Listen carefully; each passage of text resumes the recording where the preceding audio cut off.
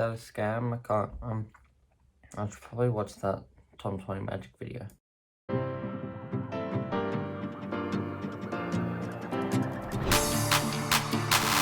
Today I'm going to give you 16 different hacks so that you can spot scams. Scams affect thousands if not millions of people every year. So through this video I hope to teach you at least a few different ways that you can not end up in this group of unfortunate victims. I've split these hacks into 3 different categories. The first being just some basic ways that can help you in general, and then going into more specific ones around websites, and then ending off with some email or text or call orientated hacks. A scam may ask for your personal information without any real reason behind it. It might be your driver's license to deliver a package, needing your credit card details if you've won a giveaway, or just needing to know a login to a random website that has nothing to do with what you're currently doing. So scammers would use this information to either give to other people or companies for money, so that those people or companies can then go back to you and try and scam you for money, or just to build up a profile on you as well as millions of other people. Another way that they might try and scam you is if they're flashing images or GIFs on their website that are trying to make you click a link or download something. If you click a link, then this could give the scammers access to your IP address, which can give them information such as where you are and what device you're using.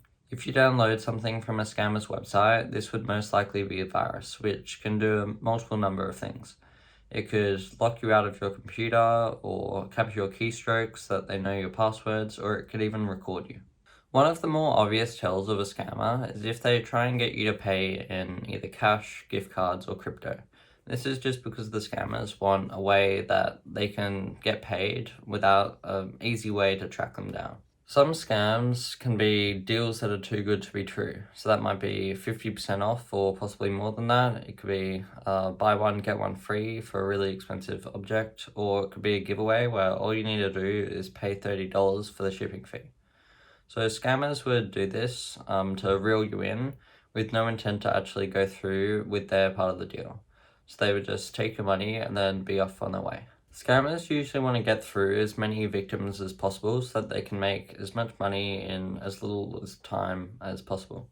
During the interaction, they may have some part of it where it makes it sound urgent. So it might be logging into something to change your information within a day, or else your subscription may expire. Now, onto the website specific hacks. So you should always check the web address before you put in any personal information to any site.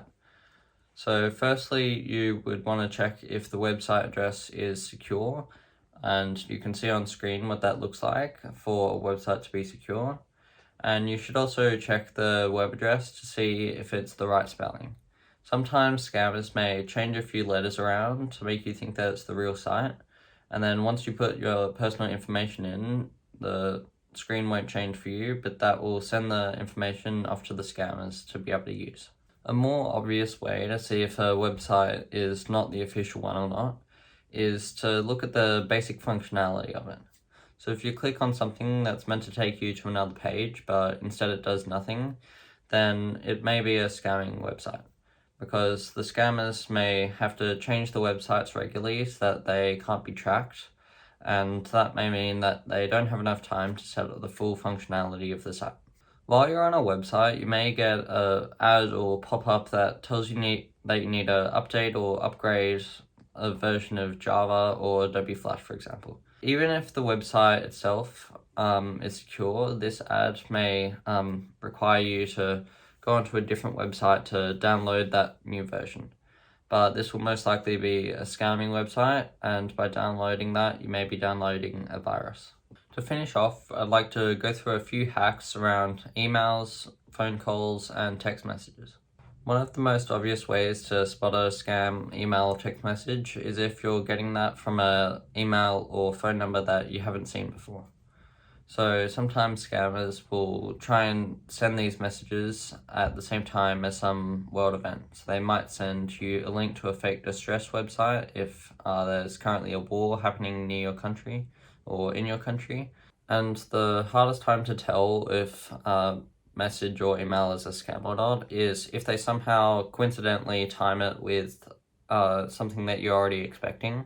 So this might be a link to a fake delivery estimate website when you're already expecting a delivery soon.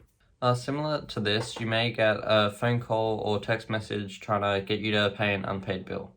But if you do actually have an unpaid expense, whether that's for your rent, internet, electricity, or anything else that you can really think of, it will most likely be sent to you in the form of a letter in the mail or an email from that company. So unless you've just been ignoring these, you most likely won't get a phone call.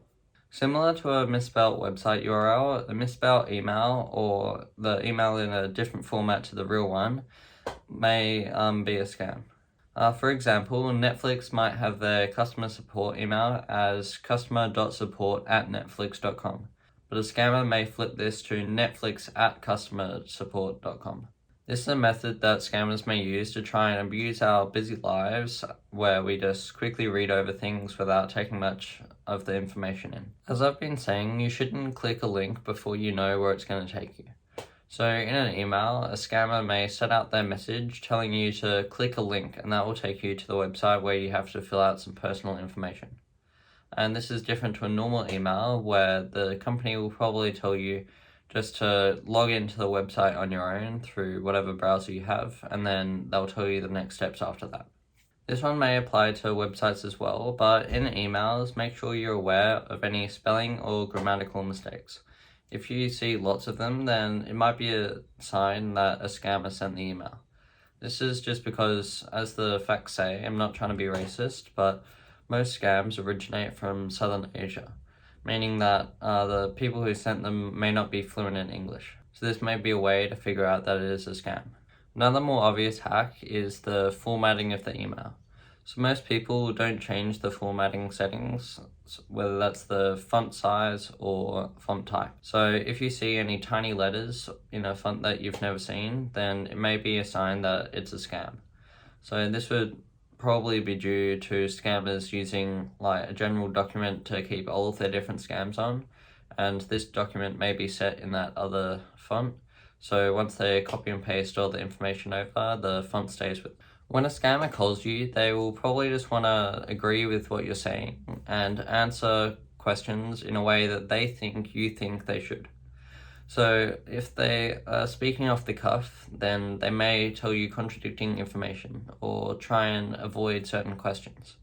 So you may be able to spot this type of scam if you just ask a few questions and see if that lines up with information that you already know about that company or service.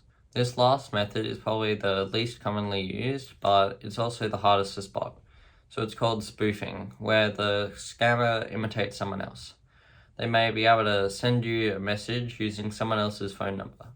So that might trick you into thinking that it's just a friend sending you a link to a funny video, whereas it might be a link trying to take some of your personal information. I hope that you've learned at least one new hack to save yourself from scammers through this video, so that the number of people affected by these scams can go down, even if it's just by a few. That's all from me today. Please hit the like button down below and subscribe for more content. Make sure to check out my website and other videos if you want to learn more about finance. I've been Tom, and this has been Tom's Money Magic. See ya.